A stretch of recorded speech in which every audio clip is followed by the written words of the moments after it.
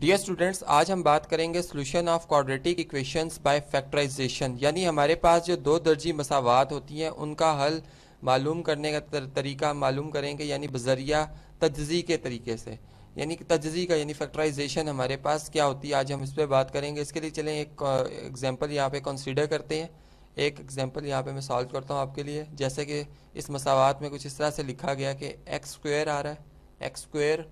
Plus 7 time X plus 12 equal to 0 है। अब ये हमारे पास एक इक्वेशन आ गई जो कि क्वाड्रेटिक इक्वेशन है। सबसे पहले जब भी आप फैक्टराइजेशन स्टार्ट करेंगे तो जो आपके पास क्वाड्रेटिक इक्वेशन होगी यानी दो दर्जी जो मसावात होगी उसको उसकी मेयारी शक्ल में स्टैंडर्ड फॉर्म में आपने लिखना है, जो कि मैंने आपको इससे पहले लेक्चर में बता दी थी कि इसकी जो स्टैंडर्ड फॉर्म है वो इस तरह से थी कि a time X square plus B time X plus C equal to 0। अब मैंने आपको ये भी बता दिया था कि ए बी सी जो है वो कोफिशिएंट ऑफ, यानी ए जो कोफिशिएंट एक्स स्क्वायर है, बी जो है कोफिशिएंट ऑफ एक्स और सी जो है इसमें कांस्टेंट है।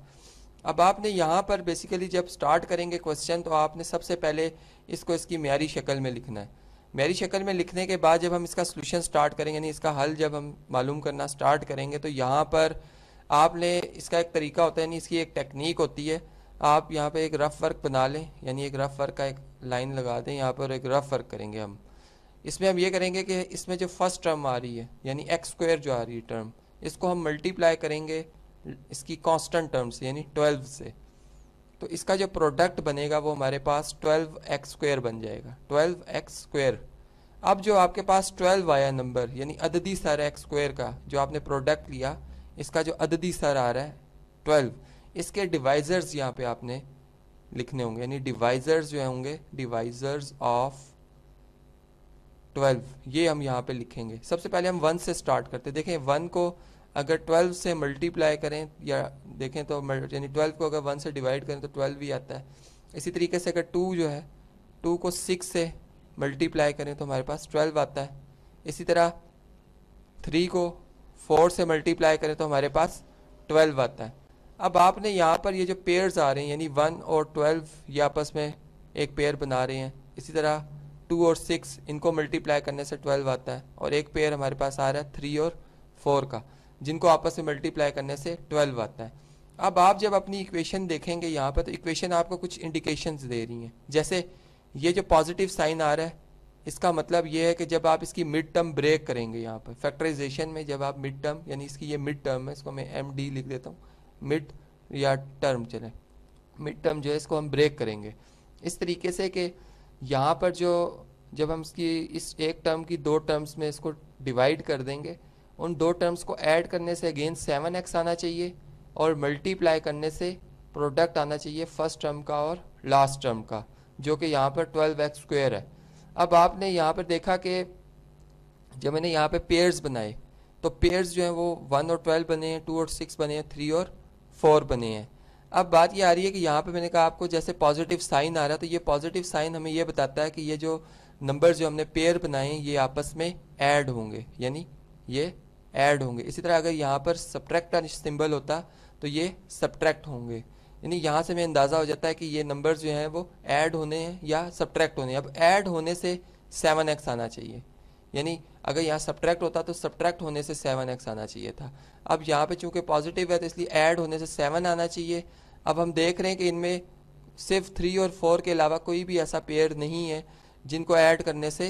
7 आए, इसलिए हम 3 और 4 के ऊपर हमें ज़्यादा यानी चांस है कि यही इसके जो है वो मिड टर्म ब्रेक करने से जो दो टर्म्स आ रही हैं वो हो सकते हैं। अब साथ में हमें ये जो पॉजिटिव साइन है ये हमें ये बता रहा है कि इन दोनों के साइन जो है वो सेम है, सेम साइन है विद पॉजिटिव, यानी दोनों पॉजिटिव साइन में आ रहे हैं। तो इस तरह से जब हम इन्हें लिखेंगे तो यहाँ पे हम लिखेंगे एक्स स्क्वायर प्लस, अब आप 3x या 4x किसी एक को पहले लिख सकते हैं, यानी देखें 3x प्लस 4x जब हम लिखेंगे तो इसको अगर अगेन आप ऐड करते हैं, इन्हें अगर आप अगेन ऐड करते हैं तो ये 7x आ जाएगा,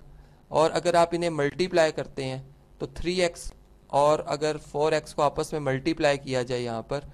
तो आप देखें कि इसका आंसर जो है वो 12x स्क्वायर ही आता है, तो जो कि बिल्कुल इसकी दोनों कंडीशंस को सेटिस्फाई कर रहा है। अब यहाँ पर हम इसके जो यानी इसके जो मिड टर्म ब्रेक है वो हमने यहाँ पर कर ली है। अब हम इसकी फर्स्ट और सेकंड टर्म में से जो नंबर कॉमन आ सकता है, यानी मैक्सिमम जो इनमें कॉमन HCF जिसको हम कह सकते हैं कि यहाँ से हम इनका HCF फाइंड करें। आप देख रहे हैं कि इन दोनों में x जो है वो कॉमन है, x इन दोनों में कॉमन है। अब x जब आप फर्स्ट टर्म से कॉमन लेंगे तो इसका भी एक तरीका होता है कि यहाँ पर हम इन्हें डिवाइड कर देते हैं। एक्स स्क्वायर को जब आप x से डिवाइड करेंगे तो आपके पास x रह जाएगा, चूंकि एक x इस x से कैंसिल आउट हो रहा है तो यहाँ पर हमारे पास x रह जाएगा। इसी तरह से 3 टाइम x आ रहा है, यहाँ पे 3 टाइम x आ रहा है जिसको आप x चूंकि आप कॉमन ले रहे हैं 3x में से, ये x से कैंसिल आउट हो जाएगा, यहाँ पे 3 बच जाएगा। तो यहाँ पे हम क्या लिखेंगे, विद पॉजिटिव साइन आ रहा है तो पॉजिटिव 3 लिखेंगे। अब इसमें एक और टेक्निक है कि लास्ट 2 टर्म में से, यानी इन 2 टर्म में से भी तो हमने एक नंबर कॉमन लेना है। आप ये देखें कि हमारे पास जो यहाँ पर हमने जब कॉमन लिया x तो हमारे पास जो फैक्टर आ रहा है वो x+3 आ रहा है, x+3 आ रहा है, जबकि यहाँ पे 4x + 12 आ रहा है। अब आप देखें कि यहाँ पर अगर मैं x+3 को 4 से मल्टीप्लाई करता हूँ तो ये 4x + 12 बनता है। तो ये भी एक हमारे पास हिंट हो जाता है कि हम यहाँ से नंबर देख लेते हैं कि हम किस नंबर को इस x+3 से मल्टीप्लाई करें कि हमारे पास 4x + 12 आ जाए। तो हमें अंदाज़ा हो जाता है यहाँ पर कि हम किस नंबर को कॉमन लिख सकते हैं। इसी तरह अगर आप 4 इनमें कॉमन लें तो यहाँ पे x बच जाएगा, जैसे मैंने आपको यहाँ पे बताया रफ वर्क में। इसी तरह से 12 को जब आप 4 से डिवाइड करेंगे तो 3 आ जाएगा। अब आपने देखा यहाँ पर बेसिकली हमने चूंकि यहाँ पर डिस्ट्रीब्यूटिव प्रॉपर्टी भी अप्लाई की है, डिस्ट्रीब्यूटिव प्रॉपर्टी ऑफ मल्टीप्लिकेशन और एडिशन, लेकिन चूंकि इसमें हमें नंबर जो है कॉमन सर्च करना पड़ता है, लेकिन जब आप ये नंबर कॉमन लिख लेते तो आपको पता चल जाएगा कि यहाँ पर डिस्ट्रीब्यूटिव प्रॉपर्टी हमने अप्लाई जो है वो की है। इसी तरह से आप देख रहे हैं कि इनमें जो है x+3 जो है वो अगेन इन दोनों टर्म्स में कॉमन आ रहा है, जिसे हम अगेन कॉमन लिख लेंगे। यानी यहाँ पर अगर हम x+3 को कॉमन लिख लें तो फर्स्ट टर्म में हमारे पास यहाँ पर x बच जाएगा, क्योंकि x+3 जब हमने कॉमन लिख लिया तो जिसको मैं यानी यहाँ पर चले लाइन लगा देता हूँ कि ये चूंकि हम कॉमन लिख लिया हमने, अब ये इनके साथ नहीं लिखा जाएगा ब्रैकेट में, ये जो जिनके ऊपर मैंने बार लगा दी ये अब इनके साथ नहीं लिखा जाएगा। यहाँ पर x बच जाएगा फर्स्ट टर्म में, यहाँ पे पॉजिटिव साइन आ रहा है तो पॉजिटिव साइन लिखेंगे। इसी तरह ये चूंकि कॉमन आ गया इसके साथ 4 लिखा हुआ है, ये 4 जो है वो विद इन ब्रैकेट रह जाएगा। इस तरह से हमारे पास इसका जो है सेकेंड फैक्टर आ गया। अब आप जो इसके फैक्टर हैं, यानी यहाँ पर हम एक रियल नंबर की प्रॉपर्टी यूज कर रहे हैं कि a.b, 2 रियल नंबर का प्रोडक्ट 0 कब हो सकता है कि इनमें से कोई एक रियल नंबर, यानी एक रियल नंबर a0 हो या एक रियल नंबर b0 हो, इन दो में से एक जो है वो 0 होगा तो प्रोडक्ट 0 आएगा। अगर हम दोनों को 0 कर देंगे तो इससे कोई यानी नतीजा अखज़ नहीं हो सकता कि यहाँ पर हम ये कह रहे हो कि ये दोनों ही 0 हों, कोई एक 0 होगा तभी जो है वो रियल नंबर का प्रोडक्ट जो है वो 0 आएगा। इस तरह से यहाँ पर हम जो है ये प्रॉपर्टी यूज़ करते हुए x+3 को 0 के इक्वल लिखेंगे, क्योंकि इन दोनों का प्रोडक्ट जो है वो 0 के इक्वल है, या यहाँ पे हम लिखेंगे x+4 जो है वो 0 के इक्वल है। इसी तरह से x की वैल्यू को सेपरेट करने के लिए इसका एडिटिव इन्वर्स जब बोथ साइड पे ऐड किया जाएगा तो यहाँ पे x की कीमत जो है वो -3 आ जाएगी, जबकि इस साइड पे x की कीमत जो है वो -4 आ जाएगी, क्योंकि 4 का एडिटिव इन्वर्स जो होता है वो -4 होता है, जो बोथ साइड पे ऐड होगा 0 में ऐड होगा तो -4 आ जाएगा। अब आपने देखा कि x की जो हमने ये कीमतें मालूम की हैं -3 और -4, इनको मसावात में दोबारा अगर दर्ज करें, यहाँ पे -3 को अगर दर्ज करें तो ये 9 बन जाएगा, जबकि यहाँ पर अगर हम दर्ज करें तो ये -21 बनता है, जबकि ये 12 बनता है। और अगर हम इन्हें सिंप्लीफाई करें तो इसका आंसर 0 आता है जो ट्रू है। इसी तरह से आप -4 अगर सब्सिट्यूट करें तो यहाँ पे 16 आ जाएगा, यहाँ पे नफ़ी 28 आएगा जमा 12, और ये भी 0 के बराबर आता है जो कि ट्रू है, जिसकी वजह से हम ये कह सकते हैं कि ये जो हमने वैल्यूज़ निकाली हैं ये वाकई सोल्यूशन है इस क्वाड्रेटिक इक्वेशन का 2 दर्जी मसावात का, जिसको अब हम एक सोल्यूशन सेट में क्लोज्ड कर सकते हैं। और इसके 2 आंसर आए हैं, यानी x की एक कीमत -3 आई है और एक -4 आई है। अब आपने देखा कि जैसे क्वाड्रेटिक इक्वेशन चूँकि 2 दर्जी मसावात होती है तो जिस मसावात का ये दर्जा होता है, यानी उसकी जो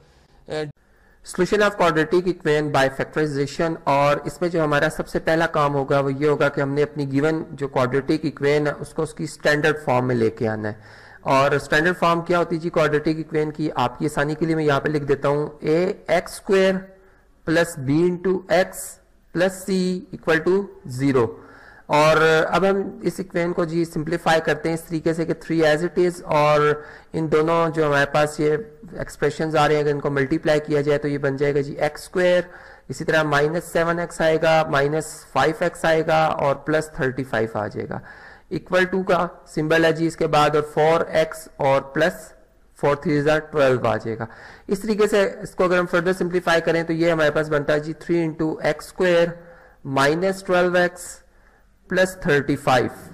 और इक्वल टू जी यहाँ पर जिस तरह से मैंने आपको बताया 4x प्लस 12 आ रहा है। अब 3 को भी मल्टीप्लाई करेंगे जी ब्रैकेट में, ये बन जाएगा 3x स्क्वायर -12 3 36x प्लस 35 को 3 से मल्टीप्लाई करें जी 105 बनता है। और इन दोनों टर्म्स को भी मैं शिफ्ट कर दूंगा जी लेफ्ट साइड पे, तो ये बन जाएगी जी -4x -12 इक्वल टू 0। और अब इसमें जो लाइक टर्म्स हैं जो आपस में ऐड या सब्ट्रैक्ट हो सकती है इनको हम चेक कर लेते हैं जी। 3x स्क्वायर 36 और -4x दोनों नेगेटिव के हैं, नेगेटिव में ऐड हो जाएंगे, नेगेटिव का 40x आ जाएगा। इसी तरह 105 में से 12 को सब्ट्रैक्ट किया जाए तो ये बनता है जी 93 और इक्वल टू 0।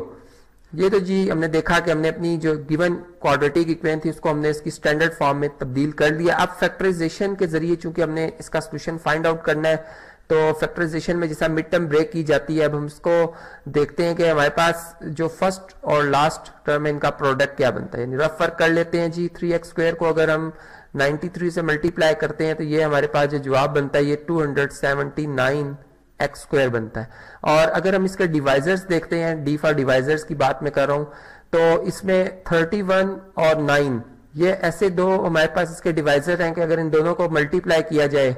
तो 279 बनता है और ऐड करने से 40 बनता है। तो यहाँ पर वही बात जिस तरह से मैं आपको ऑलरेडी बता चुका हूं कि इस साइन का मतलब होता है कि ये मिड टर्म ने ऐड होना है, और इस साइन ने ये बताना होता है कि इन दोनों के उन दोनों मिड टर्म्स के जो टर्म्स हैं उनके साइन क्या होंगे। तो यहाँ पर दोनों ही नेगेटिव साइन के साथ आएंगे इस तरीके से, और यहाँ पर जी +93 है इक्वल टू 0। अब इनको थोड़ा सा अरेंज करके लिखते हैं जी इस तरीके से कि 3x square -9x -31x,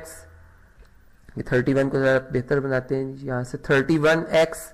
plus 93 equal to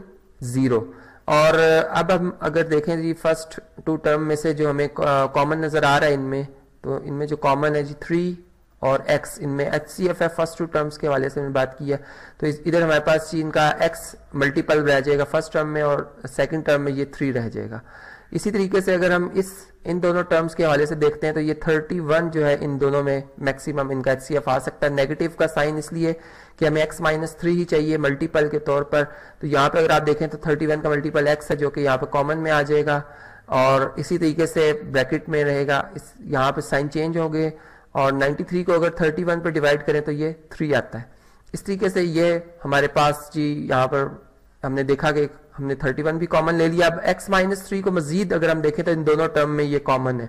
इसको कॉमन ले तो यहाँ पर फर्स्ट टर्म में हमारे पास क्या बच जाएगा जी 3x, और जो सेकंड टर्म है उसमें -31 बच जाता है इक्वल टू 0 के। और अब ये बात हम जानते हैं कि जब भी हम 2 रियल नंबर्स की बात करते हैं और उनका प्रोडक्ट जो है वो आपस में अगर हम ये कह रहे हो कि वो 0 के इक्वल है और वो 2 डिफरेंट रियल नंबर है, तो फिर जाहिर बात है कि उन 2 में से कोई एक जो है वो लाजमन 0 के इक्वल होगा। तो यहाँ भी बिल्कुल यही बात है कि हम x डिफरेंस 3 को एक दफा 0 के इक्वल लिखेंगे और 3x डिफरेंस 31 को इक्वल टू